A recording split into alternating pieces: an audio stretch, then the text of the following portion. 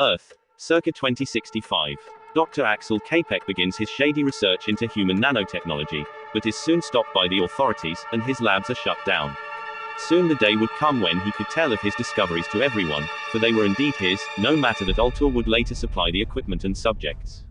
Without Capek, Ultor would still be stumbling in the unenlightened darkness. Where all others had failed, he would succeed. On Earth, his studies were quickly halted by short-sighted fools. But Ultor had the wisdom to appreciate the ultimate purpose of his inquiries. On Mars, his work had the freedom and support it needed to flourish. Though some had to suffer, their sacrifices would not be in vain, for his discoveries would benefit all of mankind, or so he thought. There had been opposition even within Ultor's organization on Mars. When Capek first arrived, the administrator refused to sanction the experiments necessary for his research. He soon became a subject of those experiments, involuntarily contributing a wealth of useful data. His replacement, the former deputy administrator, was much more accommodating. The new deputy administrator, Richard Griffin, was a source of concern when he reached Mars. After a meeting with Capek, however, he quickly became one of his most willing supporters, eliminating the need to have him join the experiments. Progress was driven by men of vision, that's what Capek believed. The world would soon realize that he was one of those men. Wherever he had gone, there had always been those who would hold him back. Before Ultor invited him to lead their efforts on Mars, his work had been hampered by the cowardice of others. Everywhere he'd been, company laboratories, university research centers, government institutions, lab directors and department supervisors were constantly interfering with his work, halting investigations along lines of research that made him queasy or nervous. When Ultor invited Capek to continue his inquiries in their mining complex on Mars, free of oversight and restrictions, he knew that his time was approaching. Mars, circa 2067. The Ultor Corporation approves Axel Capek to widen his research into the further depths of the Martian surface.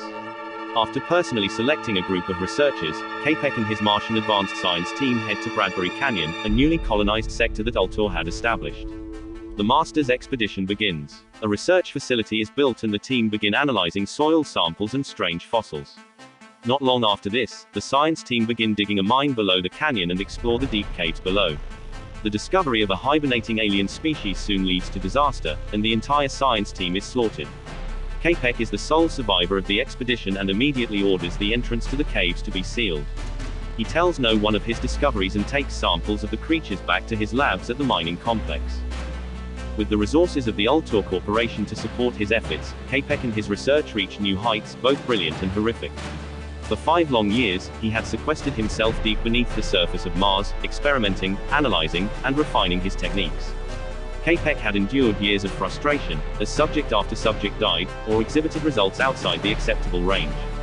He dared to persevere, and was close to reaping the rewards of his great labors. Within his grasp was the Golden Ring, elevation to the immortal pantheon of the giants of scientific progress. This he would not be denied. Though many had investigated nanotechnology, all before him had fallen into unimportant sidetracks or shied away from the final revelations. None but him had grasped its true promise. Far more interesting than its effects on environment was its infinite potential when applied to organic systems. In Ultor's isolated facilities, Capek had unfettered access to the subjects necessary to gauge the effectiveness of his serums. Of all the organizations for which he'd labored, only Ultor had understood the importance of this. Nothing could be allowed to interfere with his progress now. Capek would let the others panic over inconsequential matters. He would remain focused on his great task. If the miners were agitated, that was a matter for the security forces to handle.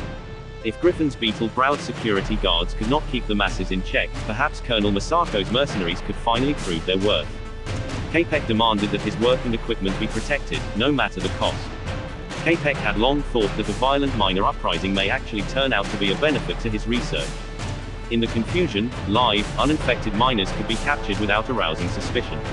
These could serve as experimental subjects to be observed in closely supervised conditions while the infection ran its entire course.